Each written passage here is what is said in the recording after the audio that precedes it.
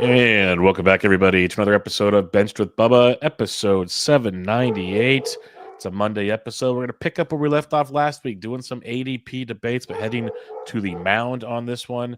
In order to help me do this, as always, on my early week shows, you can find them on Twitter at BreakingBen_T. Ben Tidd, how you doing, my friend? I'm doing pretty well, Bubba. Your dog's excited to jump into the debates as well, I see. Unfortunate timing there, but yeah, it's good. I liked doing the debates last week. It was good covering just random hitters, and it got me going with my prep. And we were talking before, I've already nailed down my initial catcher rankings and moved on to first base. So the ball has definitely started rolling for me. Yeah, I was excited to get that text message from you over the weekend that catcher rankings are done. And then you mentioned in the Discord today that you started your first base rankings, and the Pete Alonso conversation began, which we will get to very shortly, as some of that maybe influenced it. We'll see. I'm looking forward to hearing your explanation there. But yeah, you're joining the party. This is good. You're only like 7 drafts behind, but you're gonna get there. I'm gonna stay 7 behind too, probably. Yeah, no, I need to slow down now that got some other things we were talking about before the show that I got to start focusing on to get going before I get crazy in drafting, and before you know it, the big drafts will be kicking off. But I will shamelessly plug, if you are not a member of the Patreon, Bubba and the Bloom Patreon, that is, it's on patreon.com/Bubba Bloom. I would recommend checking that out if you want to be in the listener leagues, because before you know it, we'll be taking signups for that, because those usually draft in middle to end of February. So that's not as far away as you think. Signups are usually in January, and we start putting people in leagues. We had 10 leagues last year, 15-team auction leagues on the NFBC, $50 entries, so a lot cheaper. We'll have to work and see what the prices are this year, besides the cash prices. That has not been decided yet. And we might have a couple other little leagues before that Ryan and I are working on. So you got to be in the Patreon to make all that happen, to be a part of those leagues. So shameless plug there, but got to get that out there. All right, let's talk about some recent news. We mentioned Pete Alonso, big splash. He is headed to Baltimore. Alonso signs with the Baltimore Orioles. So Mets world, they've been on the struggle bus. Like they're a fun Twitter watch right now, depending on the day. But I know it breaks your heart watching all these things take place. But we'll stick to Pete Alonso here. You mentioned you might have him as your first base one. He signs with the Orioles. Should be in the middle of that order. A pretty good batting order, nonetheless. So, what are your thoughts on Big Meat Pete, the polar bear in Baltimore? I think it's going to be good for him. Yeah, you mentioned what I was saying in the Discord, how I started looking at like the top 3, Kurtz, Vlad, and Pete, and I'm not taking the leap on Kurtz with the K rate and it being his first year. I think there could be a little step back for him, and he could still be good, Kurtz, but I don't think he could push for the. I think it's more likely than not he won't be the first base one next year. And then with Pete, he just blows away Vlad with the power. So it comes down to what you want. And with Pete, he's averaged like 40 homers the last few years. His numbers are pretty insane. I never really rostered him. I think mainly because of the average and it's like how I've been drafting the last few years. But the only thing that really concerns me with Alonso with the signing is just the big contract. I think you and Ryan covered this last year, but someone may have debunked that it's not really a thing. It's kind of like 50-50 if these guys that sign big contracts do well or not, or wells in quotes. It's just if they kind of fall below expectations or not. It was kind of like the analysis, I believe. I think it was Michael C or something like that. Michael Cicchini, maybe. And so with Pete, I think I think him versus Vlad's a pretty value argument. And it was good to see that on Baseball Savant, Alonso's homers don't really drop that much if you put him in Camden Yards. And I say that mainly because of the wall that they messed with in left field. I think last year Alonso would have had, he would have had 45. He actually would have had more homers if he played all his games in Baltimore last year. He had 38 overall. He would have had 45 in Camden. So I don't think the park will affect him at all. And I like the Orioles lineup, even though I'm a Yankees fan. I'll say that they have a lot of young talent, and I think Gunnar will bounce back.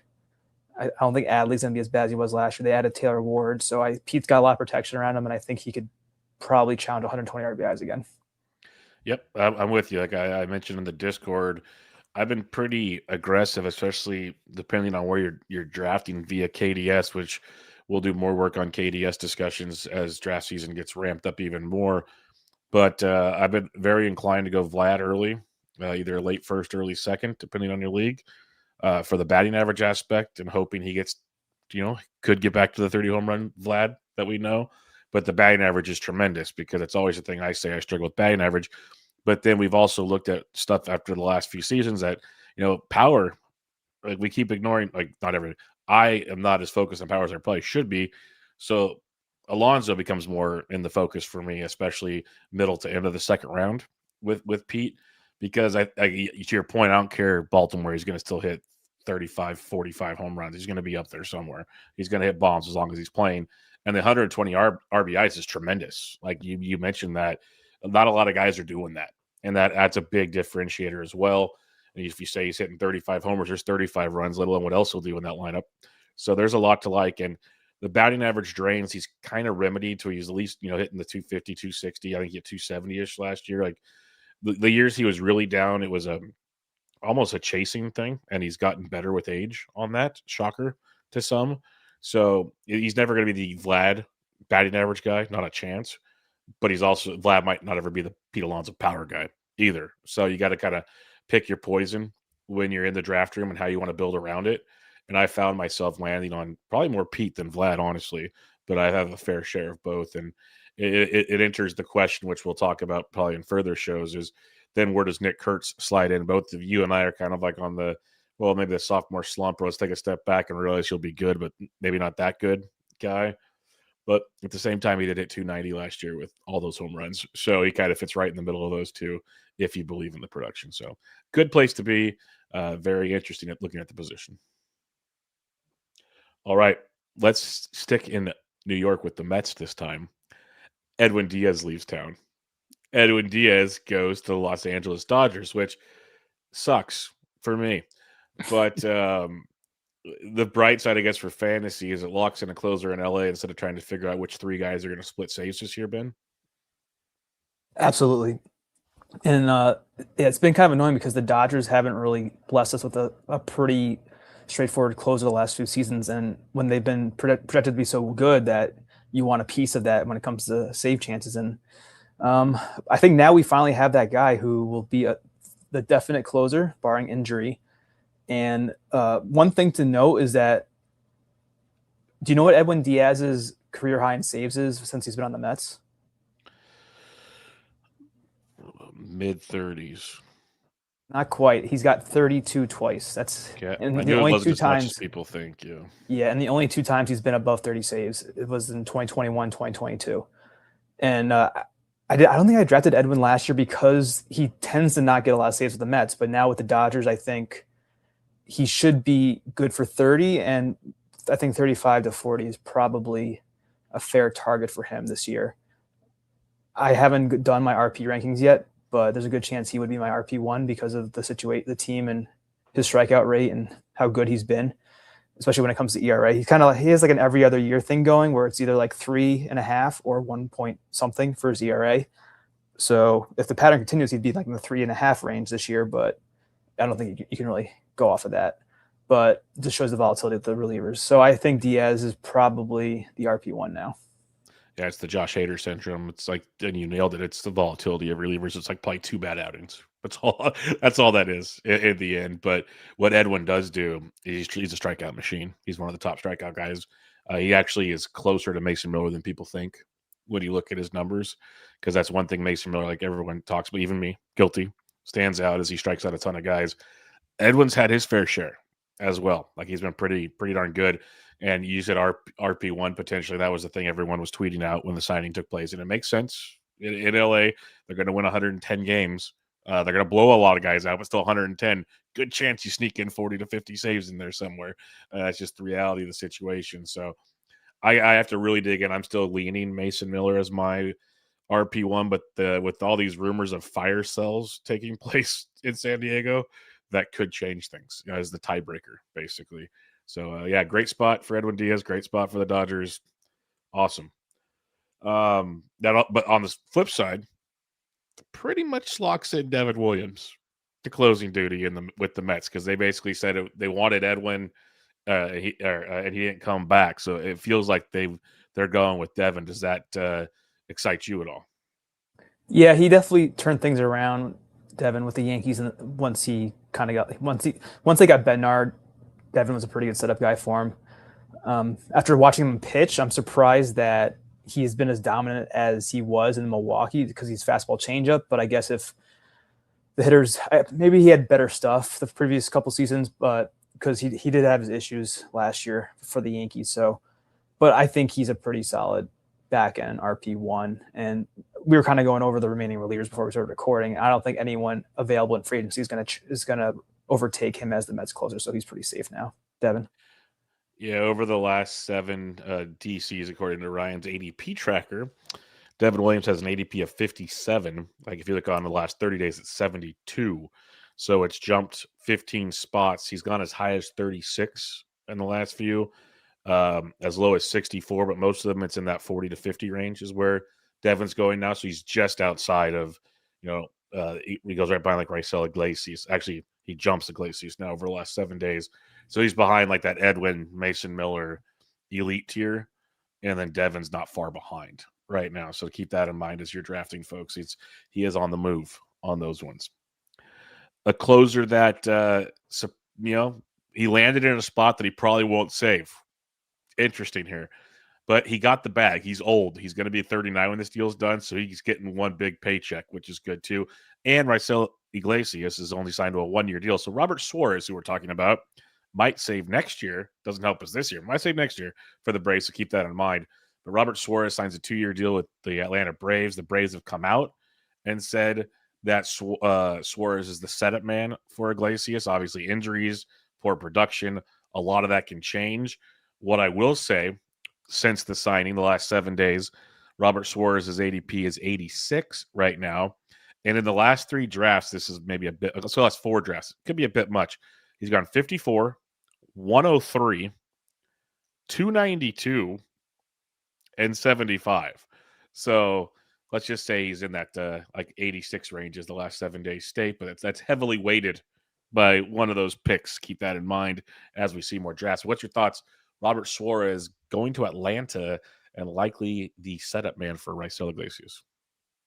Yeah, so one of the things NFBC has is the draft trends chart, and I have a 230 on the 8th for Suarez, a 216 and a 240 on the 13th, and a 292 on the 14th. So I think you read off one of those. So there's a little bit more extreme falls for him since the signing was made for Iglesias.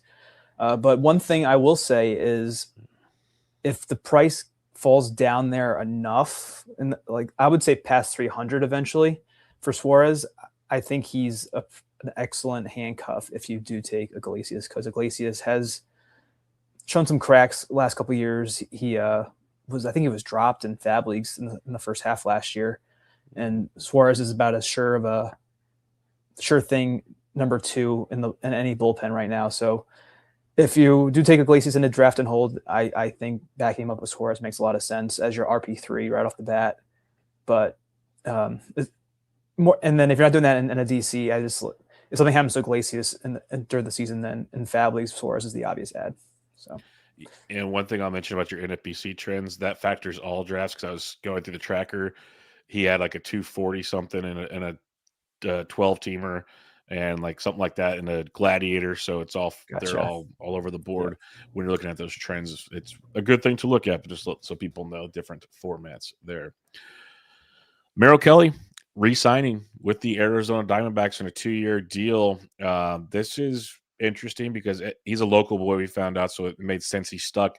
But first off, I'll guess, what's your thoughts on Merrill Kelly returning to Arizona? Because he's kind of just a boring but almost reliable old. But it also might mean the end for Zach Gallen when we're really thinking about this. Maybe, but if you look at the Diamondbacks roster, or at least the rotation, it's pretty horrible. It goes Merrill Kelly, Ryan Nelson, Eduardo Rodriguez, Brandon Pfaadt, Mike Soroka. That is bad. Yeah, so if they're planning on competing, I think they have to make another signing or 2. But Kelly, he actually pitched a lot last year, 184. It was 2 years ago where he got hurt. 2024 was the year he only pitched 73 innings. But yeah, Kelly he's been pretty serviceable last ever since 2023, he took a big step. Actually, no, I would say 2022 was the first year he took a big step, and now he's been a pretty reliable starter. It's going to be 37 in 2026, so that's a little bit of a red flag for me. The K rate isn't really there for him, but he's more like he's actually a ground ball pitcher. Mediocre ground ball rate. I don't know. He's not going to pop in the underlying metrics too highly, I don't think. Yeah, his xERA has been above 4 the last 3 years, almost a 4 xFIP. But I think at the right price, he could be valuable, especially in the draft and hold format. He's a perfect draft and hold picture, in my opinion, because he's just so boring. It's what you need, basically. So yeah, big fan of that. Yeah, I like Merrill Kelly, and where you're getting him in drafts, it's going to be very, very affordable, which is great. If you're looking at DCs right now, Merrill Kelly has an ADP of 246, last 7 days 241. He went as high as 218 in the most recent Draft Champions draft, so he's getting a little steam, but still at that price point, he's going right next to Bryce Miller. Would you rather take Kelly or Bryce Miller? Bubba, you're asking me to dig into the pitching pool right now. I'm not ready for that. I think so with Miller. Let's see what happened with him. It was pretty bad, but It's really bad. yeah, the K minus walk really dropped off. So, but he was injured. What did you say? What Miller's ADP was? Compared to I got it right here. It is at 241 over the last 7 days. Bryce Miller's is 242. Okay, so pretty close. Maybe in a DC, I would go Kelly, but in a Fab League, I'd maybe go Bryce. If that's a good answer or an acceptable answer, I guess. That's fair. While we're talking D-backs, I'll kind of skip down to on the notes for a second. You mentioned Michael Soroka. He signs a deal. He had the injury riddled season last year. He showed signs of being good. I know we talked about him, like the underlying metrics looked great. We should be optimistic here, but the injuries kind of derailed the entire season. Soroka's ADP over the last 7 days is 427. So he's going anywhere from like 385 to 430 over the last 5 drafts. Are you interested in a guy like Mike Soroka? I am. I think I may have had him on every Fab League I had last year at one point. Yeah, I was preaching he was a good buy because of the whip. His whip on the year was 113, and that came with a 4.52 ERA. So I was just waiting for the ERA to catch up to the whip, and like you said, the injuries kind of kept him from doing that. But at that ADP you just mentioned, if it stays there, I will be drafting Soroka on a lot of DCs. Yeah, I'm surprised it actually hasn't gone up more. I think it's just a minor boost that it's gotten since he's signed. Maybe people are still timid, but I think I'm with you. It's at that point, if we're looking for innings, as long as he's healthy, they're going to throw him. Like you mentioned, the rotation they have, like there's no reason not to. So, yeah, I think it's a very intriguing opportunity. Josh Bell signed with the Minnesota Twins. I love this landing spot. Maybe I'm just over optimistic. I like Josh Bell. He had a really good second half last year, Ben. He's always just been a steady guy that people I think are bored by because he gets traded all the time. He's been on a million teams, it feels like, lately. But if you just look at Josh Bell's stats, the dude gets to play. He's a switch hitter, which is beautiful, but he's played 140 or more games in 5 straight seasons, in basically 8 straight if you don't count COVID. So he's playing a ton. He's got 20 home run power. Other things are suspect. I'm not going to disagree with you. We're talking about a guy with an ADP of 435 over the last 7 days, went as high as 376 in the last draft, but potentially playing a starting first base. That's a pretty good price tag. Yeah, 376 isn't that bad for Josh Bell. I think he was going higher last year, or definitely higher, but not by much, but he was definitely going a little bit higher last year. And at least now he's got the job, and he projects to bat third, maybe. I would say third, fourth, or fifth in a pretty subpar Twins lineup. But like the guys around him won't be the best, he at least will get a lot of plate appearances. He kind of fell into a platoon with the Nationals, I think, last year. But the Twins do love the platoon themselves, but their bench is all left-handed, and I think Bell would sit when it would be versus a lefty. So as the way things stand now, he's a full-time player for them, which definitely helps his value. And he's pretty safe bet for like a 65 runs, 20 homers, 65 RBIs, and an average that won't completely hurt you. So I think he's definitely a better target in a draft and hold than like a Fab League, but because his ceiling is kind of limited now. But he's just like another steady producer, kind of like Merrill Kelly, but only on the hitter side. Yeah, better DC play, but I will say, like in a 15-teamer, not a bad corner infield option. A lot of the season, No, he'll get you some run there. Like I already know in auctions, if I can get him for like $2, I'll be happy as can be with that. Um, so yeah, at 370, he he's could be a reserve pick for you. yeah, could be very well could be, and that'd be outstanding. So I'll have my eyes on Josh Bell for sure. Adolis Garcia coming off a horrific season with the Rangers, 19 homers, 13 steals at 227, back-to-back seasons hitting below 230. The fall off has been real after a couple of really good seasons, but the Philadelphia Phillies are taking a chance. Been a one-year deal on Adolis Garcia. And his ADP, I haven't drafted him all season, but it's been sitting around 275, 280 all draft season. And there's people speculating here. So, what are your thoughts on Adolis Garcia going to Philadelphia? Because he should play some. Like he feels like he's taking Castellanos' spot right about now. It is. I think that's who Russell Resource kicked to the bench for Adolis. I was checking my do not draft list that I wrote last season for this upcoming year. I didn't include Garcia in that. He was a good candidate for it though because of how bad he was. I did have him in a DC, and it was a kind of a headache trying to figure out if he's going to play or not, if he's going to be good or not.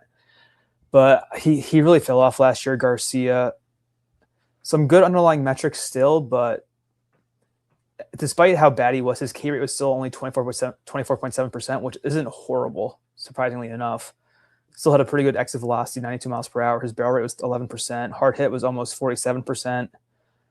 So he's not. So those numbers are telling me he's not completely finished, and he's hitting in a better lineup now, presumably with the Phillies, because we think he'll probably be the starter over Castellanos. And I don't know. I'll have to wait and see. But I mean, his OPS was 665. His WRC plus was 83. Garcia's last year. So, and he was even on the Rangers, he was sitting when he was healthy. So it left a bad taste in my mouth. And I don't know. Once I sit down and do my outfield rankings, I'll have a better sense of how I feel about him. But he's still someone I'm kind of wary of drafting. Yeah, like I said, I haven't taken a share yet. I've avoided it at all costs. We'll see how it goes. It's a great spot, a great lineup, but yeah, I'm worried that times have passed, and he is going to be 33. It's not like he's a spring chicken. Real quick, what are your thoughts on Castellanos now? Because like his profile makes me laugh. His ADP is 321 over the last week. It's 327 for the last 30 days. So it's not like he's getting a lot of love. People are all kind of like off of Casty. But I asked this, Ben, because I think Ryan and I talked about it. It was you and I probably on a projections show, I think. Yeah, He still hit 250 last year, 17 homers, 4 steals, 147 games. Like, not lights out. But when I read you that stat line and then I read you an ADP of 326, that's appealing to me. it is. But if he's projected to start, now that he's on the bench for the Phillies, we think, then it's like, okay, well, you're drafting a short-sided platoon bat probably. So if the Phillies trade Castellanos or cut him, and then he gets signed by somebody else, and it kind of has the path to starting, I'll still be in at that ADP because I think, because we mentioned in one of the projection shows how accurate projections were on Castellanos, and everyone was hating on his year. And then we also, I think at the end of a couple shows ago, we were doing an outfield comparison for ADP, and we saw Castellanos nearby some players we were talking about. I go, wow, that's really late for Castellanos. And so I would be interested, assuming that his situation changes from where it is right now. But I just got to get a little more time before that happens. Yeah, it feels like he's going to be traded, and that could be good or bad. We'll have to wait and see on what that lands. One of the last, one more major than the other, neither one real major. Mike Yastrzemski, this surprised me. I knew he'd get signed somewhere, but the Braves signed Yaz to a multi-year deal, which that's the part that surprised me. We kind of know who he is. Weirdly enough, he's going to be 35 this year. I did not realize. I knew he was old, but not that old. But, he's got 15 or more homers in 4 straight seasons. That's been quite serviceable. He does the little things, is I guess what I'm saying. But he doesn't hit for average. Average has been disastrous all the time. But he's currently projected to put on the strong side of a platoon with the Braves, and his ADP is about 450 over the last week. I just drafted him in a NFBC 50. I didn't reach for him, but I drafted him, knowing he's on the strong side of the platoon in Atlanta. What are your thoughts on Yaz?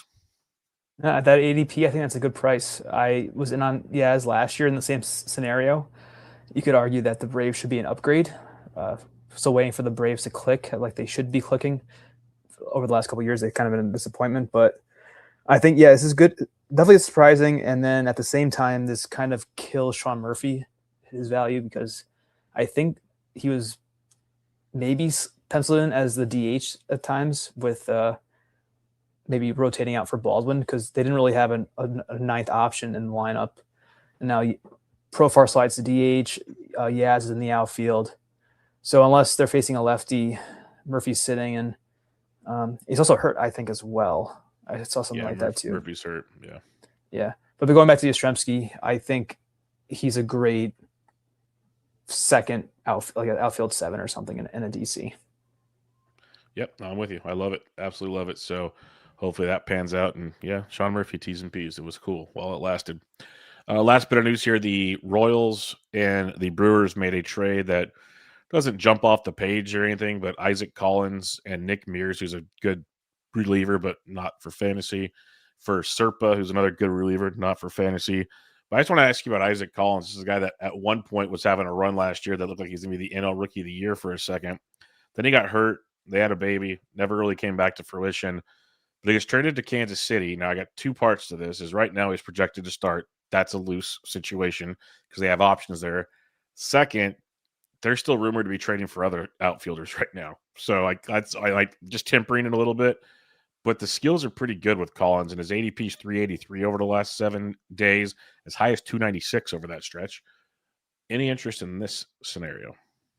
Absolutely. I had Isaac Collins in at least one league last year once he got called up. And yeah, 441 plate appearances in 2025. Collins had a 122 WRC plus. It was a 779 OPS. He has speed. He can hit for a decent average.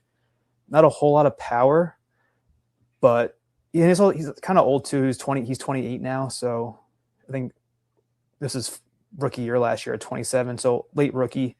But 263 with 16 steals in 130 games. That's pretty useful, especially if he's going in the 300s.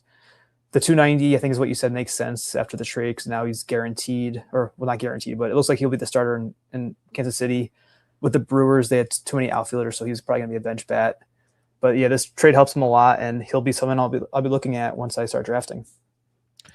All righty, that'll be the news for now, but there's a lot of rumors swirling out there, so we'll try to keep you up to date as best as possible. Let's get into some debates. Just it was a nice little eye-opening experience last week. We'll dig in some more this week now, and all these pitchers are within the top 200 of ADP over the last 10 drafts on Draft Champions. So since November 20th till December 15th, there's been 10 completed DCs, and these are players going pretty close to each other, is why I picked them. So Ben, let's start with two lefties going rather early in ADP, and we're going to go with Christopher Sanchez with an ADP of 31 or 30.9. Chris Sale, 31.5. So literally the 6th and 7th pitchers off the board. You got the youngster coming off a near Cy Young season. You got the veteran who 2 years ago was elite, a little banged up last year. He's coming back. Do you like the youth? Do you like the vet on this one? So if anyone forgot, I have not done starting pitching rankings yet for myself, so I'm going to be going off the cuff here. But looking at what they did last year with their underlying metrics, I think I'd probably lean Sanchez just because he's younger, less mileage on his arm. I think he had a concern with his forearm at one point, and he also had a huge jump in velocity in spring training. Sanchez did, so he was. I think he was arguably the highest riser come like main events and all the March drafts. Whereas Sale, he was just dominant again. What did he have, like the rib injury from diving or something like that? Something weird.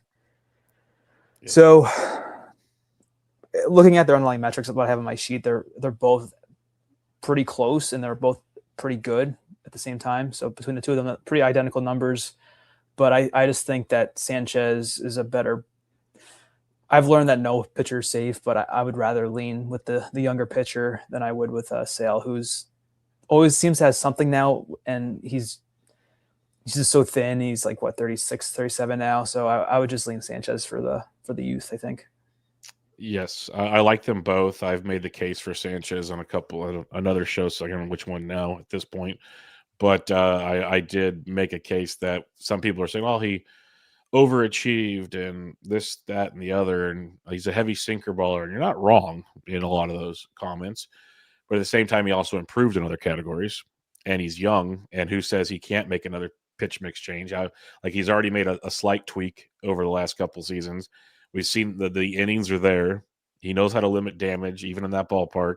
I like him a lot. So I'm with you on Christopher Sanchez. I take him over Chris Sale. It's very close. Like if someone wants Chris Sale, I'm not going to argue with you at all. He's got the longer proven track record. If you want that argument, totally fair in that regard. So I'm going Sanchez, but Sale's just fine.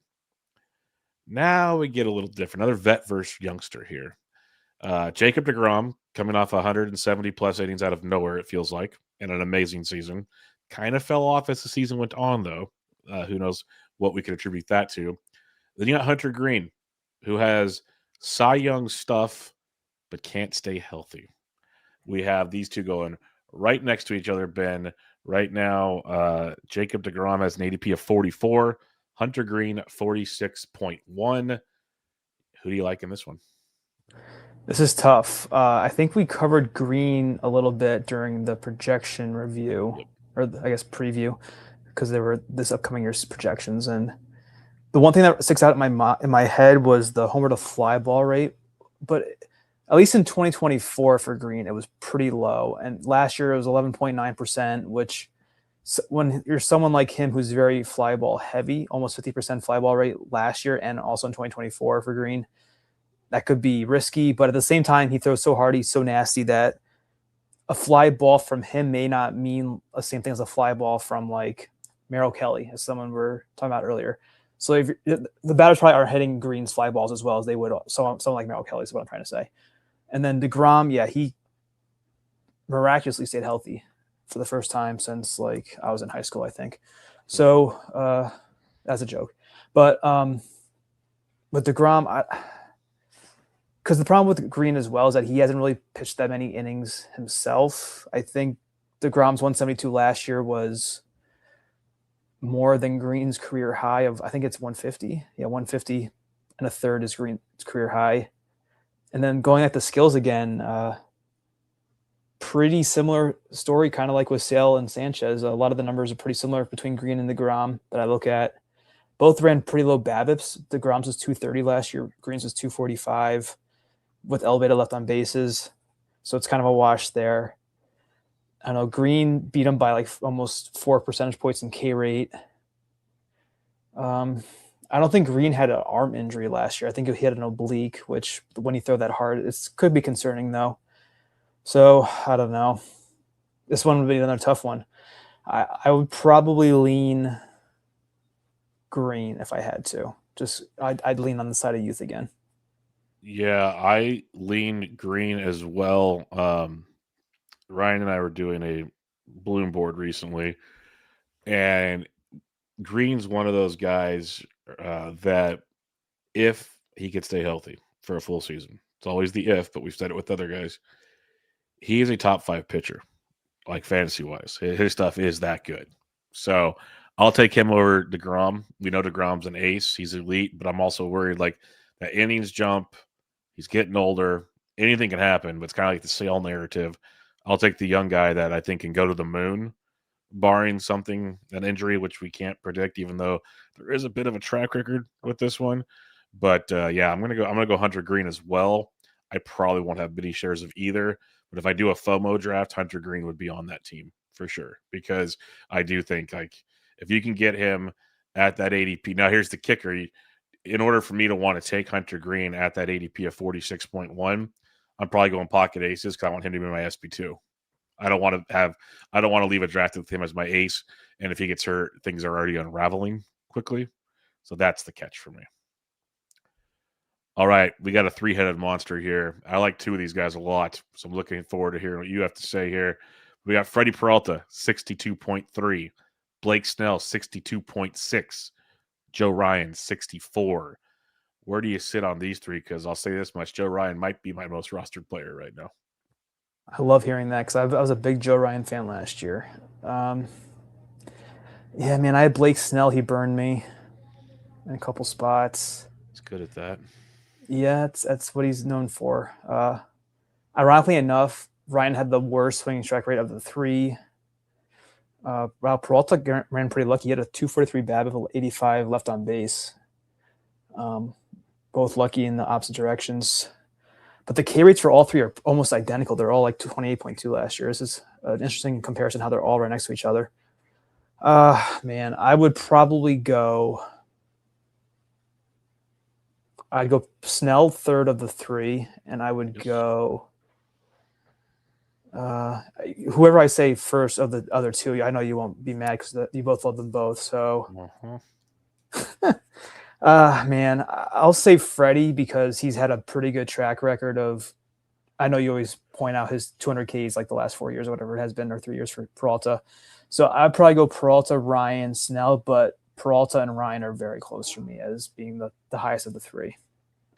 I agree on all counts, basically. I have Freddie 1, Ryan 2, Snell 3, but Ryan is darn close. And I just love the fact, I think I've double tapped the Freddie Joe Ryan combo on a draft already. I have zero problem starting with that if you wait on pitching. I can live with that.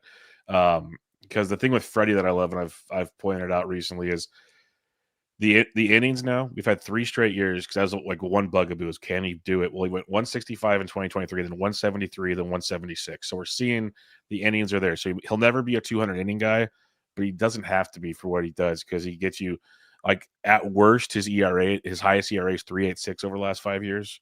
He's had 2 ERAs in the twos over that stretch. So again, maybe it's not a consistent ace ERA, but it's good. You mentioned the strikeouts, which I would always mention, of course.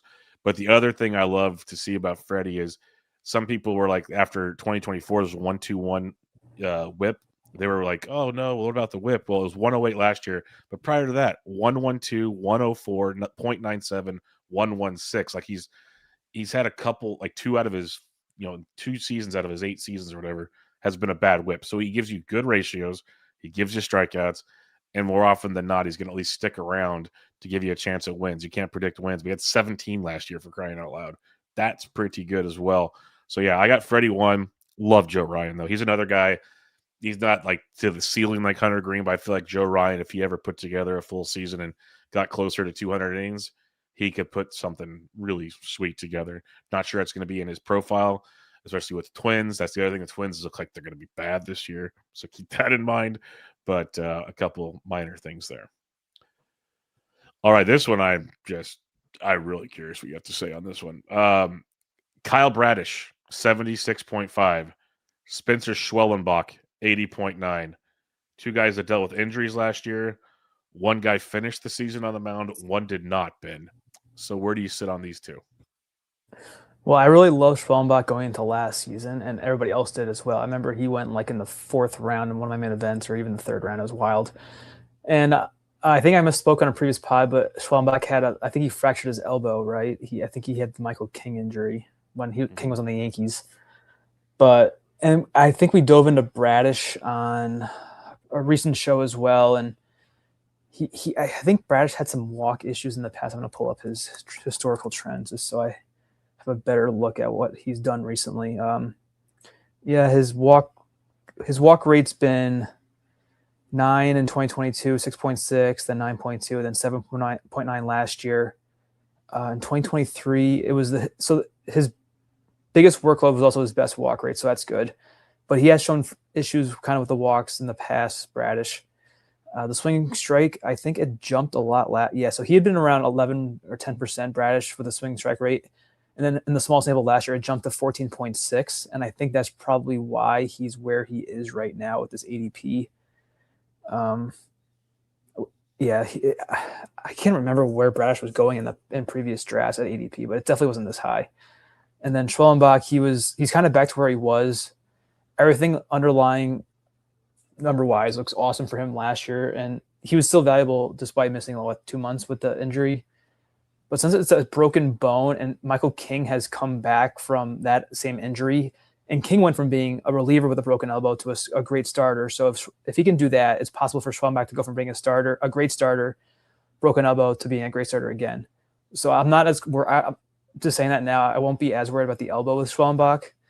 And then Bradish, he didn't have a full year from Tommy John either. So I think I'm going to go Schwellenbach over Bradish, with all that said. Yeah, I'm gonna go Schwelly too, hoping that he comes back from his injury just fine. Because I was with you, I was all in on him last year. I think there is a pretty good floor with a high ceiling there, barring injuries with Schwelly. Where Bradish, I'm still super concerned with the longevity of his situation. It was great what he did, but small sample, and he had trouble staying healthy previous injuries. So I need a little more love with this one. But I just want to get your thoughts because there are some people that obviously love Bradish. The ADP of 76 has shocked me.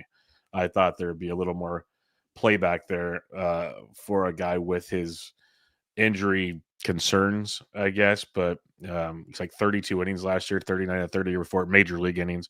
Obviously, there's rehab innings, but it's been a while since we've seen Bradish out there. But when he's been out there, even last year, it was very, very good. So I guess you take the chance and see where it goes. And maybe I should, I always say maybe I shouldn't worry about injuries so much. Take the talent and work with it. Maybe Bradish could give me the talent part of it. Who knows? All right, now we got another vet versus youngster, and I like both these guys a lot. I have shares of both. Nick Pivetta, 86.2. Yuri Perez, 86.8. Going right next to each other. Pivetta got a ton of home run luck last year. Yuri Perez is young and awesome. Where are you at on this one? Yeah, pretty interesting to see them right here. So with one of the fun stats I heard is that Nick Pavetta's never had an ERA in the threes in his career, which is kind of weird when you think about it. But looking at his stats, it's true. He's been above 4 or below 3 for the first time last year. And yeah, you mentioned the home run luck. He had his best homer to fly ball, Pivetta, 9.7%, with a fly ball percentage of just below 48%. So extremely lucky there. His xFIP was 3.85, so a run higher than his 2.87 ERA. His xERA was 3.95, which is more than a run higher than his ERA. This is Pivetta I'm talking about. And Yuri, so they both had contact issues. Their EVs and hard hits were roughly the same. Both EVs were above 90 for the two of them, 90 miles per hour. Hard hits were 45 or higher percent. But the one thing that Yuri had crushed Pivetta in, a couple of things, was the swinging strike rate almost 3 points higher. Yuri's is 13.3. Pivetta's is only 10.5. Yuri's xERA was 3.26. His SIERA and xFIP were kind of in line with Pivetta's, a little bit higher, but his K rate was higher too. And they both had really lucky BABIPs. So Yuri, but I think we mentioned Yuri on a projection show. So Yuri had a pretty fortunate BABIP. His was 240, but the left on base was 65%.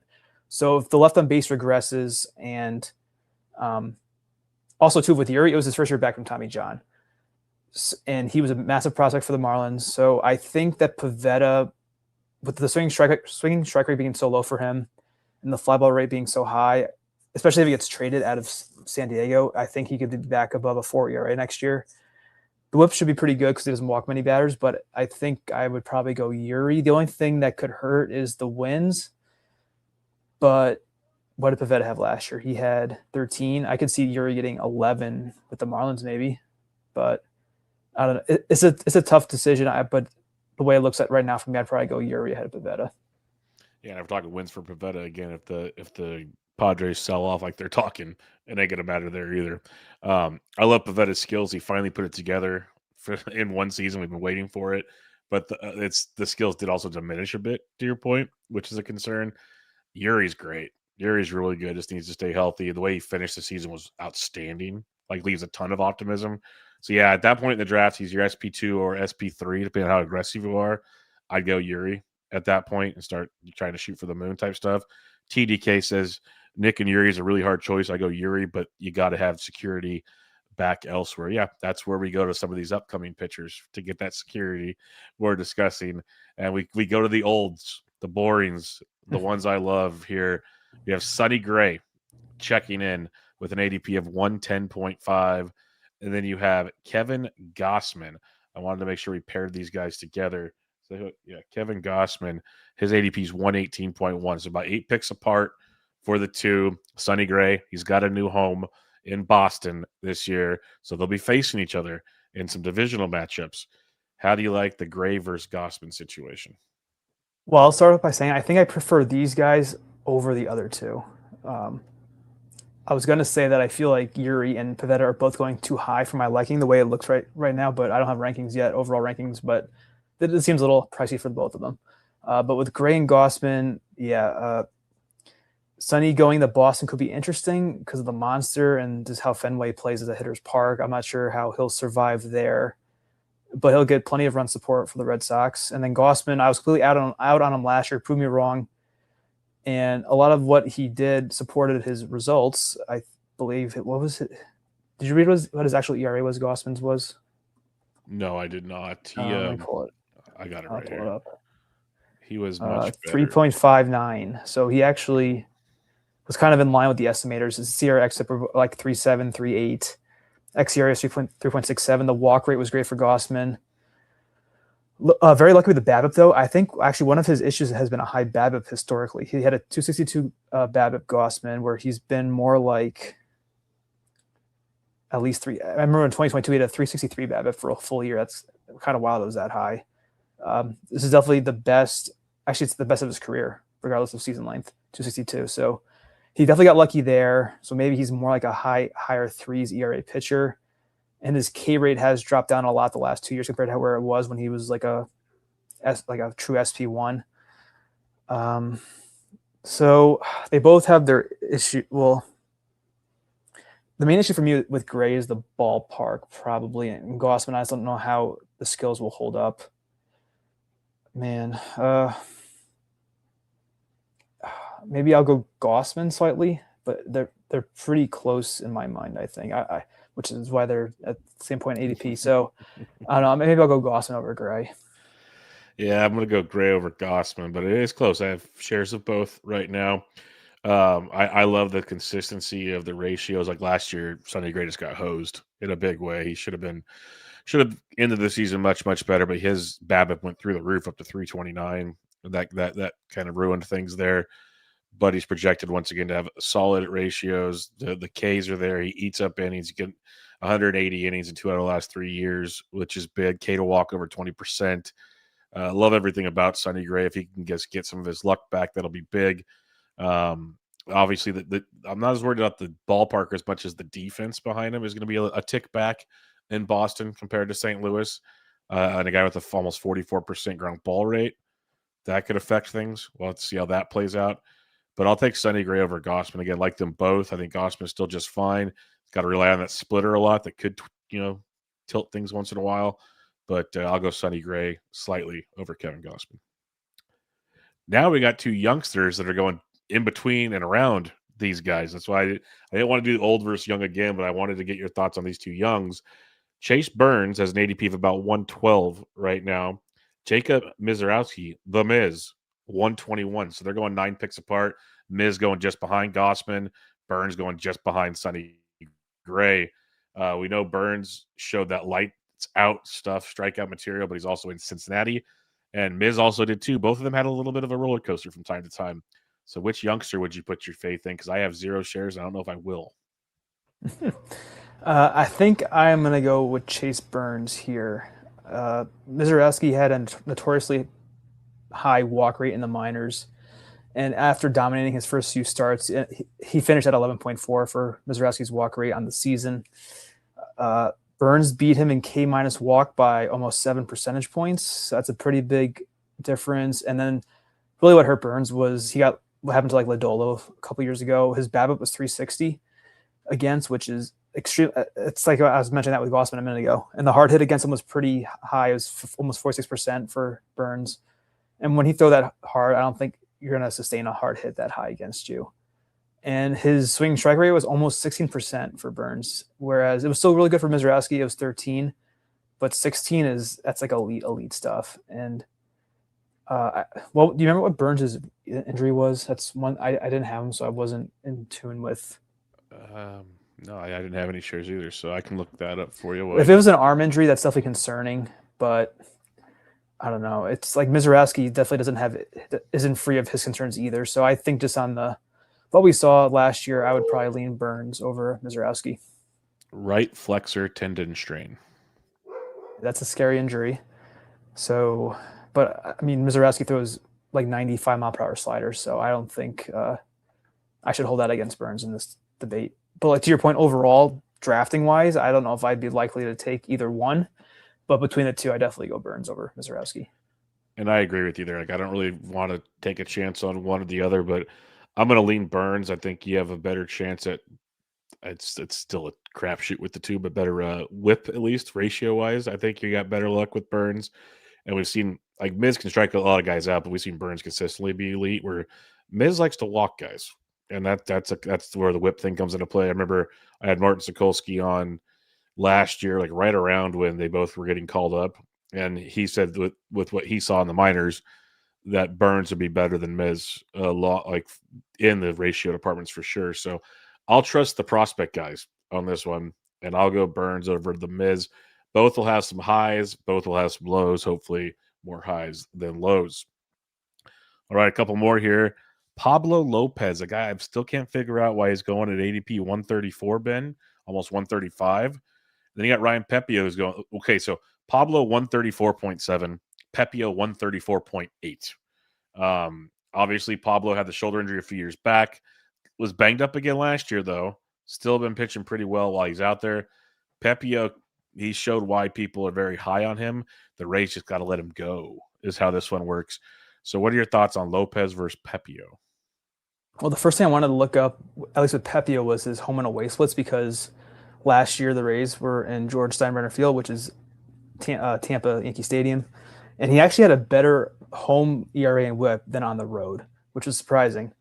If it was much better on the road and then bad at home, I'd be a little more sympathetic towards Pepio because he pitched in a minor league ballpark for half his games, but it didn't come out that way, so it's kind of interesting. And I think I mentioned with the projection show about Pablo being at this ADP, I'd probably take him every time almost because I think he had the injury that Joe Ryan had, which is the teres major strain, which, yeah, it's in like your shoulder area, but it is a muscle. So it's not like it's a rotator cuff or something structural. And then the underlying numbers between the two are very similar. Their swing strike rate was identical. Pablo had better ERA estimators, except for xERA. They're essentially tied. Much better hard hit numbers for Pablo, allowing fewer hard hit balls than what Pepio did.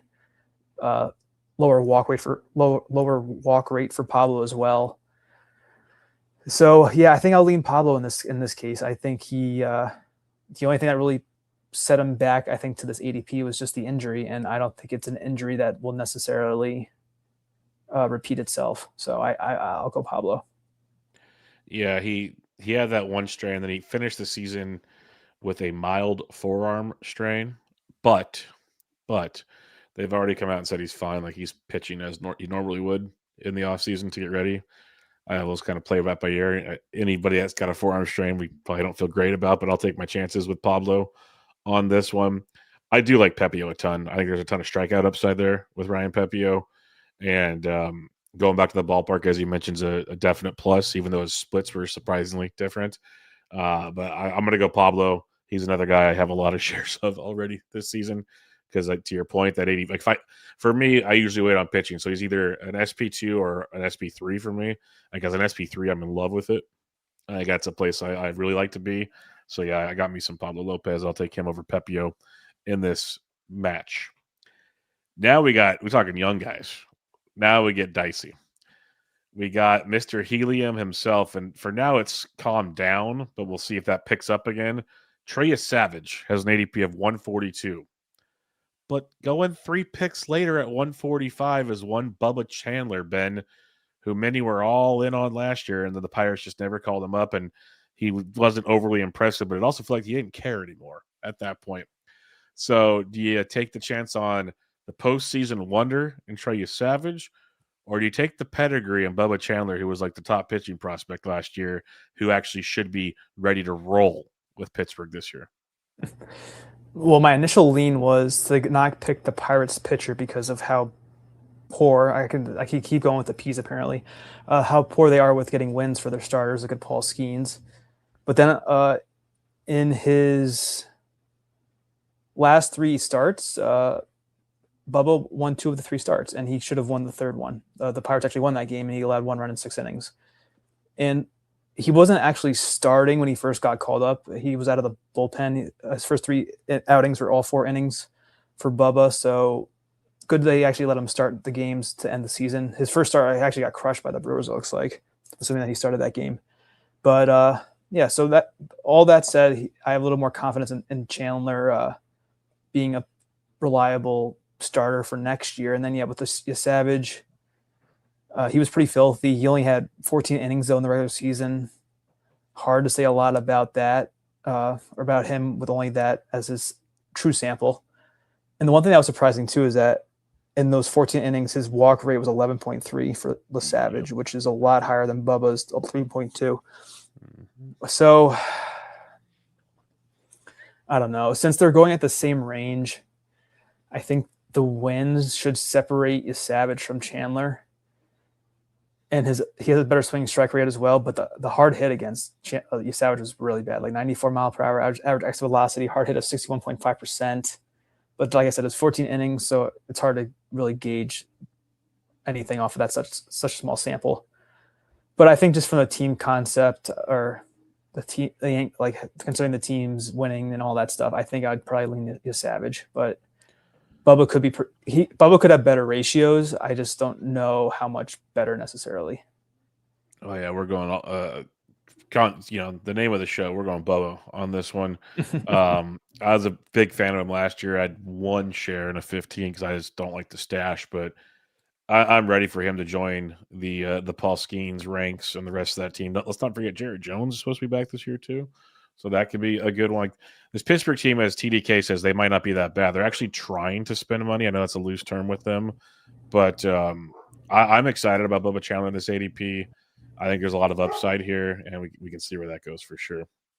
Their lineup, I'll just say TDK. It's O'Neill Cruz, Jared Triolo, Brian Reynolds, Spencer Horwitz, Nick Gonzalez. The password, Sawinski, Joey Bart, Nick York. They could be trying with the pitching staff, but they're not going to score any runs. So hey, they're still trying to sign guys. Like, I'm just kidding. Oh yeah, the win was. Oh yeah, we offered a contract to was it Schwarber? Yeah, but he tore it up and spit on it. So, yeah, but they were excited about that. They tried. All right, now we got another battle of the olds here. This is make Ryan's very happy. Luis Castillo, 154. Sandy Alcantara, 157. Luis Castillo is just that steady stat line you can almost pencil in. Home road splits are a bit wonky, but in the end, he gets you your number. Sandy Alcantara, we knew him forever as he's the accumulator. But this past year, coming back from the injury, it was up and down, especially down early on. Finished really strong, though, like really strong. So when we're looking at these ADPs now, would you rather have the Luis Castillo, who we kind of know and love, or do you want to take a chance on Sandy continuing to develop where he finished last year? Oh, man, Bubba, it's a tough one. I think I was pretty out on both of them last year, but because of how well I believe Sandy finished, I just want to look at his game log just to be sure. It was very good. Yeah. At least the underlying stuff is very good. Yeah, so what I did pull up was his rolling graphs on my end, his xFIP and his swinging strike. His xFIP, his rolling 10-game xFIP peaked around 5.2 on May 28th. By the end of the year, his rolling xFIP was down to 351. So it's just a massive decline in his xFIP as the season progressed. And his swinging strike was bottomed out around 7% in the middle of July. And then it finished around 10.7%. So a pretty big increase in his rolling swinging strike for Sandy Alcantara, which you love to see because he definitely struggled coming back from Tommy John. And I think that was the big issue. But he was going 7 innings. Looking at his game log now, starting in August, he had 6 games of 7 innings, which is pretty good. He touched 7, 9, 8 Ks in a handful of those outings. His ERA dropped about a run in those from August to end of the season. So a lot of damage was done at that point, but dropping it a run is pretty good in my book. Not a lot of walks either. Only 1 or 2 walks in August for the most, except for one game against the Braves. He had 4 walks, but that was the start of the month. Other than that, though, he kept the walks in check. And I just think Castillo's is going in the wrong direction. So I'd rather not draft either, but I'll go Sandy in this case. Yep, I'm with you, Sandy. For me, I at this point of the draft, now you're talking SP4 range, maybe 5, depending on how you're drafting. I'll take that Sandy upside. Yeah, Castillo's fine, but I agree. I just feel it's continuing to slowly go the wrong direction, and those home road splits are glaring. So if it's a guy you can't really trust all that often, but he's your SP4, like you kind of want to trust your SP4 more often than not, if you can. And Luis isn't really there. So I'm going to go Sandy as well. I love what we saw to finish the season. You mentioned all those stats. I looked into it a bit for the recent Patreon post about the last 2 months of the season. Swinging strike and ball percentage gainers going outside ADP 150. Sandy stands out there. He's one of the top 10 in those regards, improving as the season went along. So love some Sandy Alcantara at this point in time. I've never been a Sandy guy, but at this ADP, you don't need him to throw 200 innings and accumulate. He can throw his 160 or whatever, and you'll be okay when all things are said and done. So like some Sandy for sure. 2 more here. Let's talk about the battle of the lefties. Shota Imanaga returns to Chicago. Mixed reactions to that in the Cubs world, but Shota ADP of 173. Ranger Suarez looking for a job, ADP of it's 172.7 and 173.3. So I'm going about a half a pick apart.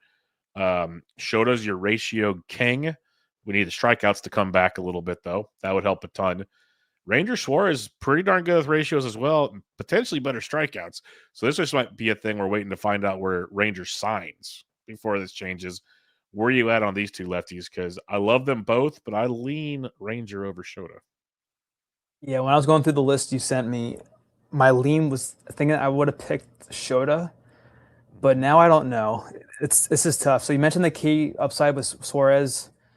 I do see why, but at the same time, Shota's swinging strike was more than 2 points higher than Rangers last year. So Shota should have had the better swinging strike rate. I remember because I had Shota on a ton of teams last year, and just him not getting keys was so annoying because he was in the swing strike rate was there. I remember at one point it was 14%, but his K rate was 18%. It was just ridiculous how few Ks Shota was getting.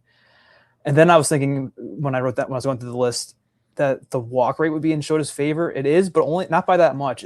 Shota's walk rate was 4.6 and Rangers was 5.8. But the thing is, you have a fly ball pitcher versus a ground ball pitcher, and when their walk rates are that similar, it makes me want to lean with the ground ball pitcher. And the Sierra and the XFIP and even the XERA are so in Rangers' favor, where maybe because the K rate is so low for Shota as it is, I don't know if banking on the swinging strike rate to fully capture what their K rates should be to matter that much. So I think I might agree with you and lean Ranger, but this is someone I loved Shota last year, and he ended up being great for me. But I don't know, Suarez was pretty good too. And to your point about where he goes, but the one thing though too is that it depends on what your team needs. Because if you need whip help, Ranger's not your guy, because he's good for a 1-2. And Shota is, despite all the negativity I just said, because he's a fly ball pitcher, his whip's closer to 1. So I think it really comes down to your team build and your staff. But I don't know. I think I might lean Ranger. It's tough though. Yeah, like I said, I lean Ranger. I've taken more Ranger, especially if I'm feeling comfortable with my early pitching ratios potentially. I like my Ranger, but I have taken a Shota where I'm okay, I need to kind of harness some of this in, and let's hope he gets that strikeout rate going, like we saw in year 1 with Shota. So both options are awesome at this point in the draft. I think I lean Ranger, and hopefully he lands in a good spot because my shares would appreciate that. All right, the last one we have here are 2 youngsters. We have Cade Horton, him and Trevor Rogers led the second half in pitching, and his ADP is 195.2. Then you got Shane Baz, ADP 199.5. He gave up a lot of home runs in George Steinbrenner Field. Got him good in that ballpark, but he also shows some really good strikeout stuff. So are you going to buy into Shane Baz, who, again, was also a big-time prospect at one time? Injuries kind of derailed things. Finally saw, for the most part, a full season last year. Or do you go to Cade Horton, who had a magical second half, but maybe overachieved a little bit? Where are you at on those two? Yeah, Horton definitely overachieved. That's been one of the big stories I've heard early in the offseason. And yeah, so it's actually a pretty good argument in Baz's favor. So with Pepio, I pulled up Baz's splits, and At home, Boz had a 5.90 ERA and a 1.46 WHIP versus a 3.86 ERA and a 1.21 WHIP on the road.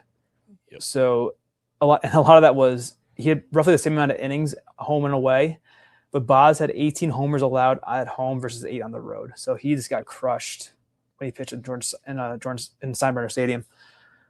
But then looking at the two of them on the year as a whole, Boz beats Horton in K- walk. He beats him in all the major ERA estimators. He has a better swing strike rate. He had a higher walk rate, but his K rate kind of did more than enough to combat the higher walk rate that he had compared to Horton. And one thing that I think kind of isn't surprising to hear, but Horton's BABIP was 258, so I think that's kind of what led to him being such a good streak in the second half, and that's why he won the Rookie of the Year. I think. Did he win Rookie of the Year? I forget. No, he did not. Drake Baldwin did. Oh yeah, Baldwin did. Yeah, but it made Horton a finalist. Yep. So yeah, just going off of what this line out there, I think I would have Boz ahead of Horton. Yep, I'm with you. I actually got to talk about both these guys in the panel at FPAS, and I've written about Horton. Maybe not at Boz, but I have written about Horton at the Patreon this year on the offseason. Horton's really good, but he did have a lot of overachieving metrics, to your point. You nailed those, and I think he'll still be fine, but I think to expect a duplication of what we saw in the second half, that's asking him for a lot. And if you believe you're going to duplicate the second half, take him much sooner then. Like he's too cheap if you believe that, but I don't. And then you nailed the Boz points. That's why I've been highlighting him. As strikeouts have been really good, especially they improved as the season went along. It's that home road split is just dramatic, and I'm not even like he doesn't even have to. You just cut that home in half when he goes to the Trop, and we're sitting pretty. And so, yeah, I'm with you. I think there's a lot to like about Shane Boz. Now, stay healthy. That's what we're asking for. But plenty to like in those two. Both good pitchers. But I think Boz, this is one of the, probably regret saying this out loud, one of the easier ones for me to pick between, which means everyone go draft Cade Horton right now. All right, Ben, that'll wrap us up. We ran through that real quick. That was nice. We got all the news, got the debates. Any final thoughts before we wrap it up? Ben will not be back next week. I have one show scheduled next week where I'm lighter load for the holidays, so Ben will be back right around New Year's, give or take. We'll see him then. So, final thoughts, Ben, as we head out to finish your season at least. Yeah, well, Merry Christmas to you, Bubba. Since I won't be talking to you on the air until afterwards. And I mentioned this to you off air, but there's a chance that I'll be in my first draft or waiting for my first draft to fill when we come back to record next. So we'll see what happens, though. I have to finish my rankings and all that good stuff. If it's a 150, I might have to just see what Ben's It got will be a going 150. I'll learn my lesson. I'm not doing a 400 off the bat. I'm doing a 150 first. Might have to see what Ben's up to over there. Yeah. It really has some good podcasting fodder. But yeah, you have a Merry Christmas, my friend. The listeners love having you. So it's not a timeout. It's just my schedule is crazy over the next like 10 days. So I've penciled in a couple recordings again. I got James Anderson on Wednesday for those that are keeping track at home. And then I won't reveal the next week's show until I actually record it. So I want to make sure it all happens. But we'll keep you covered for the most part. And Bubba and the Bloom will be going as well. So hope everybody has a good time. Ben, happy holidays. Merry Christmas. And I'll be back with you guys later this week. But for now, this was Benched with Bubba, episode 798. Catch you all next time.